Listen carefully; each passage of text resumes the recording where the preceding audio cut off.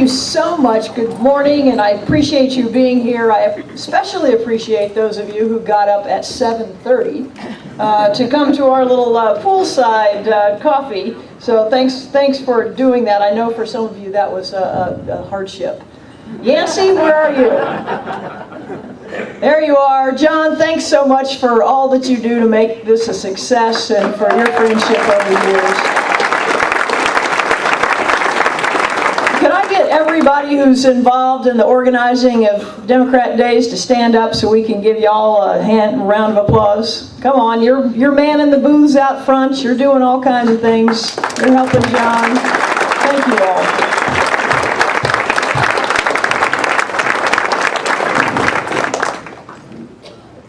Before I get started, I want to also say that my mother sends her love and greetings. She's unable to be with us today. She's come to these things for a long time, too. I was thinking about this. I've been doing this for about somewhere over 30 years. I was looking in your room over there to see some of the pictures of the good old days and really enjoyed the chance to see that. Mom is doing very well. She's spending some time this winter helping the grandkids get to swimming lessons. She refers to it as waterboarding because they seem so excited about the whole process. I'll also tell you that she has just written another book. That'll be coming out later this year or early next year. And for those of you who are interested in that, this is going to be a humorous book. You know, Mom's a great storyteller, so keep a lookout for that. If you're interested in Mom and her writings on politics and current affairs, you can check that out on Fired Up Missouri. She continues to do that as well on that website. But I've got a question. Been kind of rolling around in my brain here for the last little while. And I'm just wondering, is it me? Or are we living through a really, really strange time?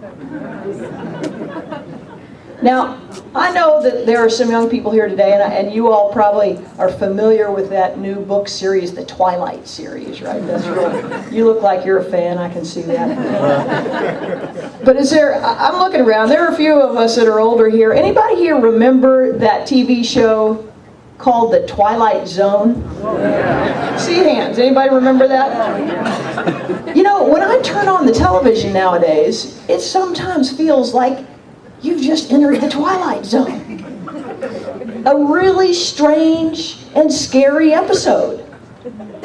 Just think about it. There are these politicians and pundits. They're telling us that actually the problems in our economy are caused by the middle class. They're caused because teachers and firefighters and bus drivers and police officers are paid too much. That their pensions are too big. That they have health care. Have you noticed this? Yeah. It's like an episode of the Twilight Zone. It's like they've completely forgotten what actually got our economy into this mess. The greed-driven, reckless speculation and bailouts that cost us billions. Those same people, just notice, they never even mention that. It's like being in the Twilight Zone.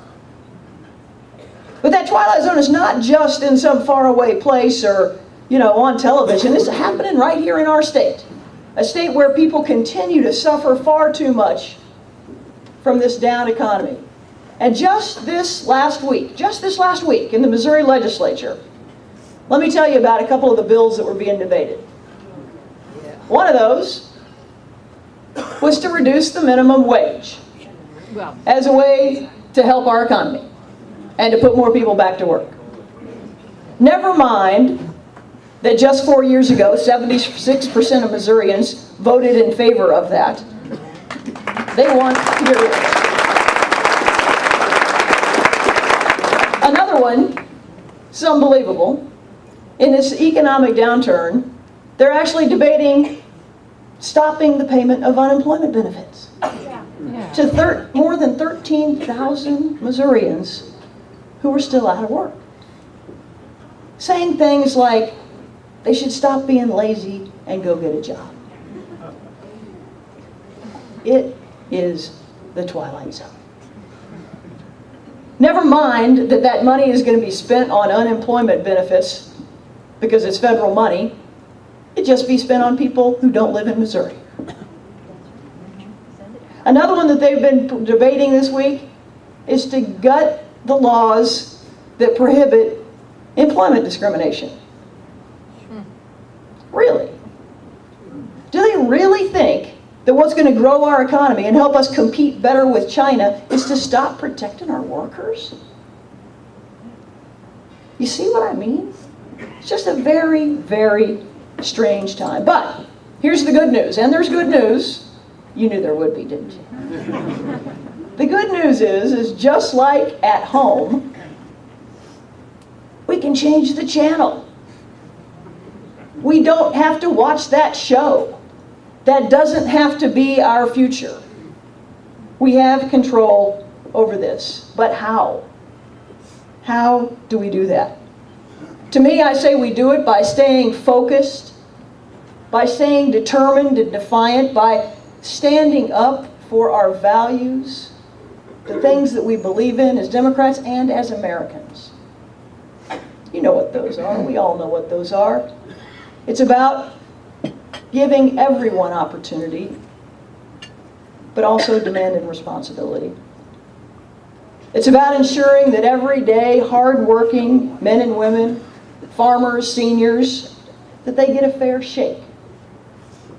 Not just those that have big lobbyists or well connected. It means making sure that everybody plays by the rules. It also means that the sacrifices that we're all willing to make to win the future that we know we have to do for our kids and our grandkids is a shared sacrifice. That it's not just something that is dumped on one segment of our society, and certainly not one that's dumped on the middle class. Now, I know as I look around this room that a lot of you all have done your part, and you're doing it every day, to stand up for the values that we all care about. Otherwise, you wouldn't be here. You'd be doing something else on this Saturday morning. And I also want to just take a second to say how profoundly grateful I am for the work that so many of you did with me in my campaign in the last year. It means more than you'll ever know. But I've got to ask you this.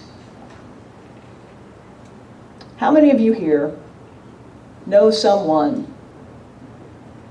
who didn't bother to vote in the last election? Let me see a show of hands. Come on, tell the truth. See, I'm not surprised by that. The voter turnout we saw this last November in 2010 was abysmal. It didn't even reach 47% of registered voters.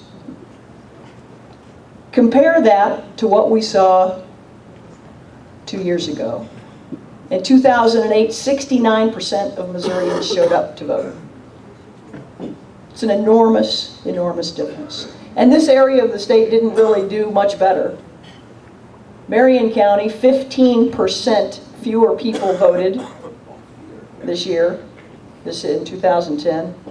In Rawls County, 17% fewer people voted. And we're living with the results. So this is what I want to leave with you today, just that I hope you take away from this weekend, is this one thing.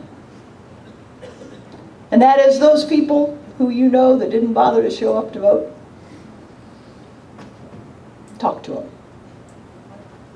Don't let them get sucked into the Twilight Zone. Pull them out.